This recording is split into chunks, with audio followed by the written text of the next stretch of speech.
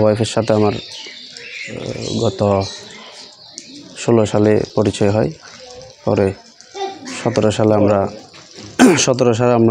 সালের 1 ডিসেম্বর আমরা ঢাকায় গিয়ে বিয়ে করি। 5 লক্ষ টাকা কাবিন দিয়ে বিয়ে করেছিলাম। পরে আমাদের সংসারে রীতিমতো চলছিল। পরে 2 দিন পর 7 তারিখে বাদী নজিব আহমদ উনি অপহরণ এবং অপহরণের সহযোগী হিসাবে সদর থানায় একটা মামলা দায়ের করেন। পরে ওই মামলায় আমি এবং আমার মা, আমার ছোটো ভাই, আমার মামা সহ 4 জন আসামি করা হয়েছিল।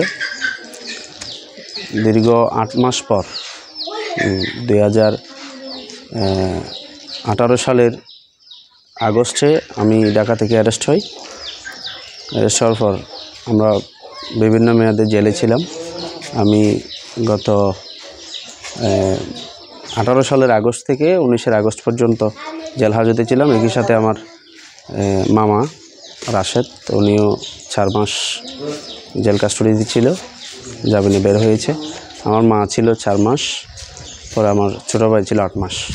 জামিনে বের হওয়ার পর রীতিমতো আমাদের সংসারটি কীভাবে চলছিল, রীতিমতো মামলা নির্ধারিত সময়ে আমরা হাজিরা দিতে যাইতাম। পার্শ্ববর্তী যে নজিব আহমদ আমার শ্বশুর, ওনাকে আমরা আপোষের জন্য অনেক চেষ্টা করেছি, অনেক মাধ্যম দিয়ে চেষ্টা করেছি, কিন্তু উনি কোনোভাবেই আপোষে আসেনি। আপোষে না আসায় এক পর্যায়ে মামলাটা দীর্ঘ 6 বছর চলার পর গত মাসের জুলাই মাসের 11 তারিখ রায়ের ডেট ছিল, ধার্য তারিখে আমরা হাজির হই। পরে 3 জন আসামিকে আমার মামা, আমার মা এবং আমার ছোটো ভাই জাইমুন, ওনাদেরকে খালাস দেওয়া হয়েছে এবং আমাকে যাবজ্জীবন দণ্ডাদেশ দেওয়া হয়েছিল। তারপর আমরা বিচ্ছিন্ন হয়ে যাই, আমি কারাগারে চলে যাই। সবাই সুখে কাতর ছিল, কারণ এই মামলায় আমরা পরবর্তীতে ওই মামলার শুনানি চলাকালীন আজ থেকে 3 বছর আগে 2020 সালের দিকে আমরা আবার বর্ধিত জামিন করেছি। ওনাদের আইনজীবী এবং সংশ্লিষ্ট যারা ছিল ওনারা বলছিল যে 5 লাখ টাকার জামিন আমাদের হচ্ছে না, একটু বাড়াই দিতে হবে। আমার আইনজীবী সহ এক সমন্বয় করে একটা 20 লাখ টাকার জামিন, বর্ধিত জামিনে আমরা করে আদালতে জমা দিয়েছিলাম।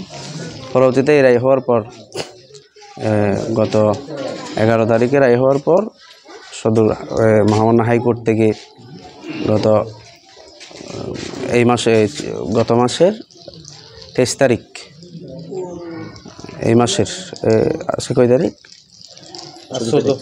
14 তারিখ, এই মাসের 6 তারিখ আমার বেল হয়েছে মহামান্য হাইকোর্ট থেকে।